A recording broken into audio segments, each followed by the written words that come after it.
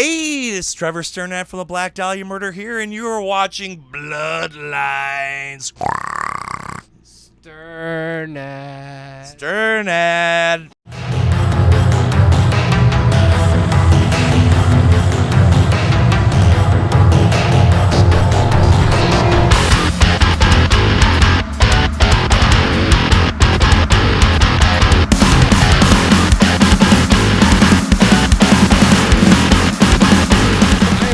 Right here at Irving Plaza, right after Summer Slaughter. I think Between the Buried and Me is still going on right now.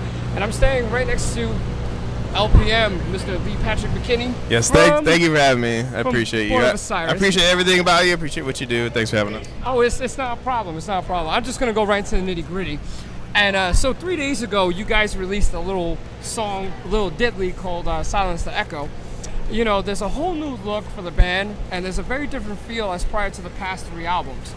Can you tell us about the direction the band is heading and about this little thing you got going called the 8-string conspiracy? Yeah. So, while it's not like I'm trying to plug a guitar company, but, I wanted to play 8-string forever. I've always been interested in it.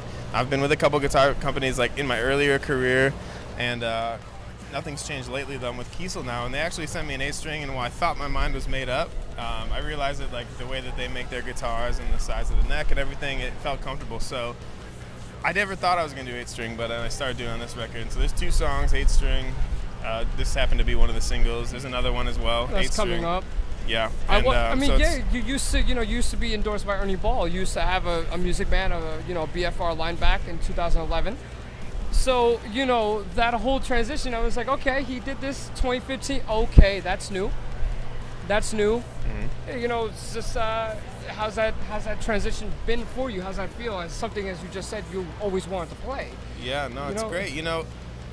What I think is special about Kiesel is that, like, you can be with any company in the world, and, like, if you want, like, a custom color, you want this, you want that, like, they're going to be like, do you tour? What do you do? Why do I need to give you a custom color? What I think is special about Kiesel is that, like my signature guitar, you can order that in any color. You don't have to be on tour. You don't have to be playing enough shows of the year. Like, they're not really picky about that. They actually make things custom for for anyone. And so I think that's really special. And so with Jeff Kiesel, I have a very special relationship with him as well. He was at my wedding, made me a guitar that like matched my wife's fingernail polish. Like, very, very special relationship. And for me, I'll tell you, like, Born of Osiris, like, our manager is one of our longtime best friends. And so for us, like, in this game, like, you can get wrapped up in all these LA, all this bullshit. But, like, for us, we've been about, like, can we trust you? Do we know you? And so we work with friends, we work with family, and that's what it is with Kiesel. Kiesel's a family, they'll always say that. It feels very personal from what you told me, and how you had the guitar built from your wife's fingernails, and that's something that I have never heard before. This is like the first time I'm hearing something that personal. Yeah, so I believe you. That's the shit that gets me involved. You know what I mean? Because everybody wants to like snag an artist or snag someone who's doing well at a moment, and they want this, they want that. But when you do something like that, I know that the reasons are they're pure. They're pure, and that's what matters to me, especially in business. It's a wicked world. This music scene's disgusting sometimes, and so I like to work with people that are true, like you. Like you too. Thank you for that. And you've been in the business for a very long time. So this is something to me that has been a long time coming, considering the fact I've been shooting you guys since 2012 at least. It's been a long time. It's funny. I saw you.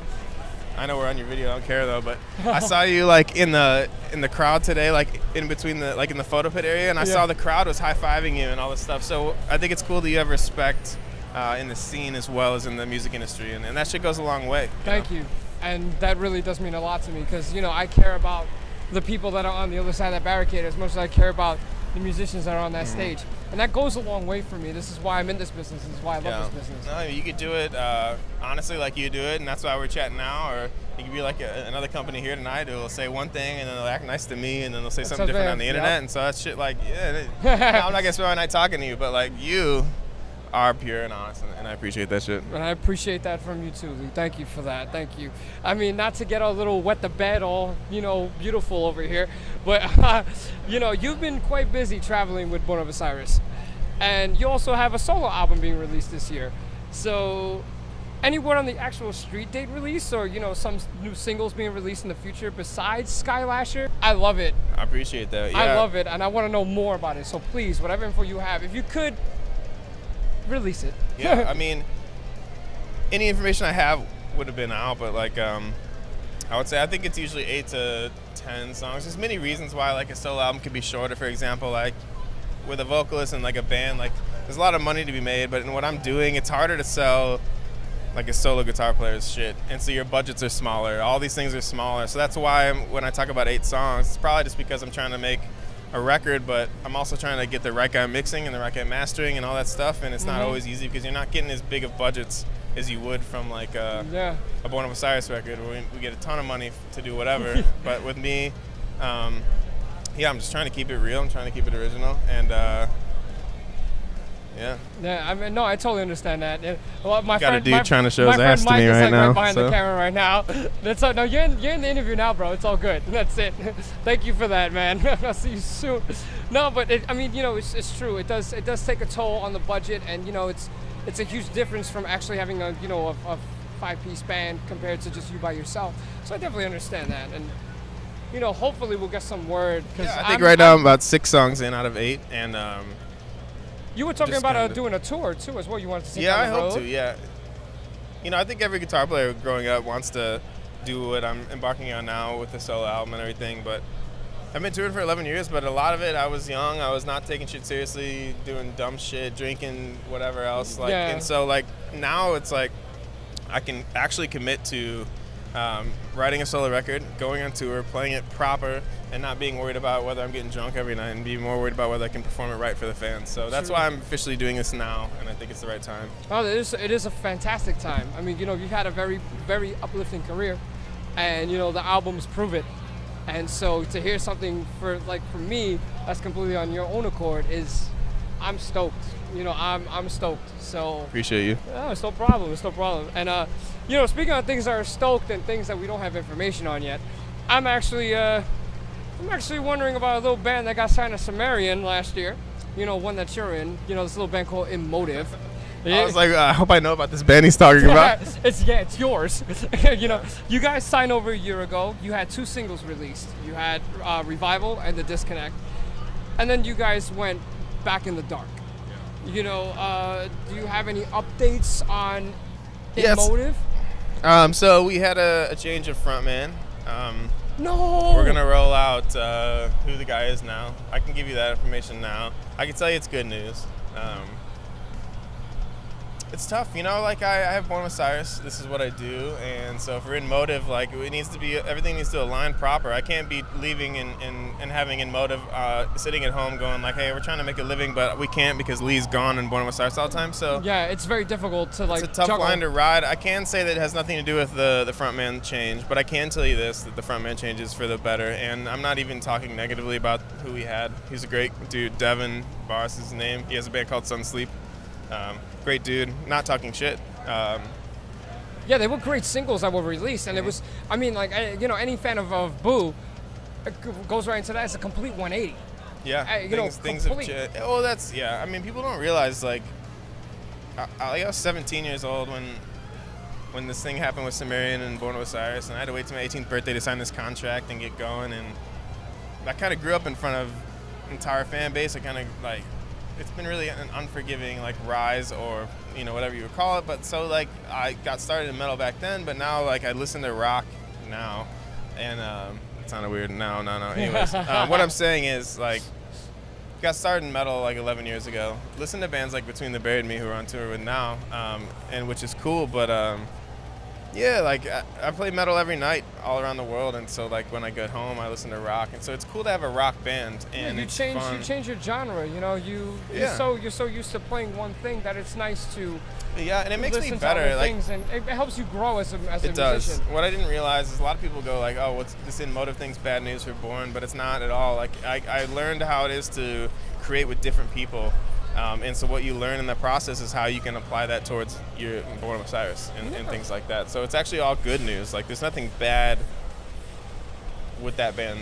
It blows my mind when I hear fans are just side projects are the devil. It's no, They're not. They're not. They help the band. It depends, grow. though. Yeah, I'll tell you this. At home, my wife works, Monday through Friday, kind of like a 9-to-5 situation. And so for me, I treat writing music the same way. I do a 9-to-5 situation Monday through Friday. So, like, for me, like, having 2 bands, I did American Satan, the movie. I did all that music. Yeah, I did a lot. remember that. Like, my plate is very full. And but it's not that, like, my projects start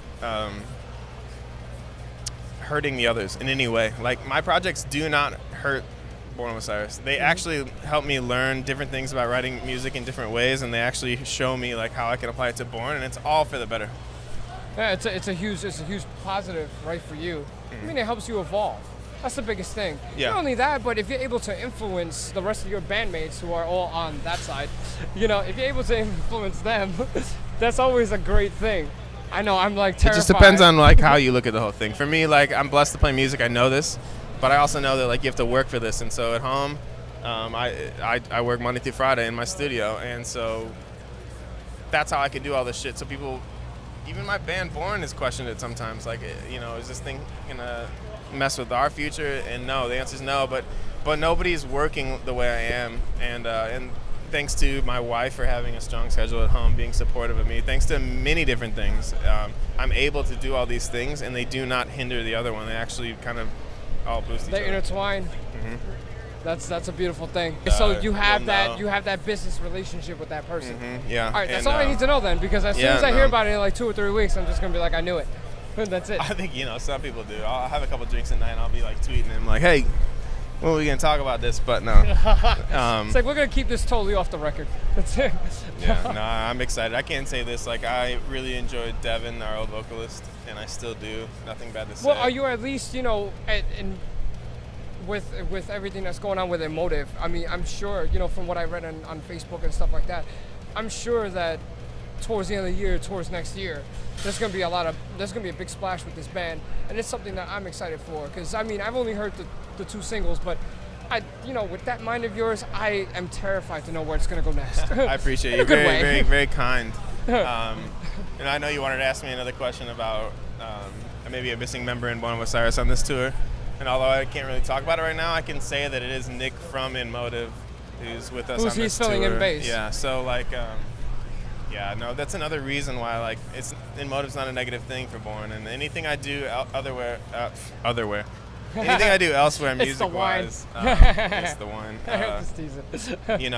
It's not a bad thing. And in this case, it saved Born of Osiris on this tour in a pinch of a situation. So. Absolutely. No, I definitely understand that. And, it's fantastic. The show tonight was fantastic. You guys have a long way to go in the rest of the Summer Slaughter tour. Are you doing anything for the rest of the year? What's going on with Boo this year? Are you still in the writing process, or are you guys just... So the album has been done. I finished... I produced this record this time around instead of like guitars and bass, which I've done in the past. But it's done except for like a song on vocals. So we're gonna do that, and then there's this weird clause where it's like 90 days after you actually finish it is when it can come out. Mm-hmm. So yeah, it could be finished in like a matter of weeks, but that doesn't mean it can come out. It's a complicated, interesting industry, and it's very intricate. It's very intricate, and you know what? Like, I grew up with the people at Sumerian Records, and that's my family, and so I trust the process. I trust whatever they say is the best move. And for that reason, like, yeah, we could be finished with the record very soon, but it can't come out that soon. No, it's understandable. So there's a TBA on that new record. Yeah. But for now, I'd love to be like spill with you because you're a cool dude, but I just don't have news to spill. It's okay. We're not gonna spill any tea. On that note, we're gonna go back, and if you haven't heard "Silence the Echo," please do so. It is a phenomenal single. It's a fantastic single. They're playing it on Summer Slaughter tour, so. If they haven't gone to a tour stop near you, you need to buy tickets to go to a tour stop so you can see Born of Osiris play. And of course, hang out with Mr. Cameo Oh for my my vocals. God. Ronnie Canizano. As soon as I'm closing out, Ronnie walks in. Hi, Ronnie. You're the singer. Hey. Peace, love, rock and roll. Hey, what do you have to say to the fans? Amen. Thank you, Ronnie. Thank you, Ronnie, Actually, for that. I want to thank you. You're the man. I think what you do is honest. I appreciate that. Not Thank you. everybody is. It's not a cheers to problem. you. No, cheers to you, brother. Cheers to you. Ladies and gentlemen, Derek Soto here. Lee Patrick McKinney, a freaking born of Osiris. I was going to say Bloodlines. You might as well be a co-host the way we're going. From Texas, right? No, I'm from here in Manhattan. Bloodlines? Yeah. Okay, never mind. It's Scrap born and that. raised in Manhattan. Sounds good, though. It sounds good, wait, Texas. no, this year, okay, no. There's a band where I live in Texas. Texas called Bloodlines. They follow I'm us sorry, on I'm sorry. Instagram. Yeah, that's what I meant. No disrespect. Shout out to Bloodlines in Texas.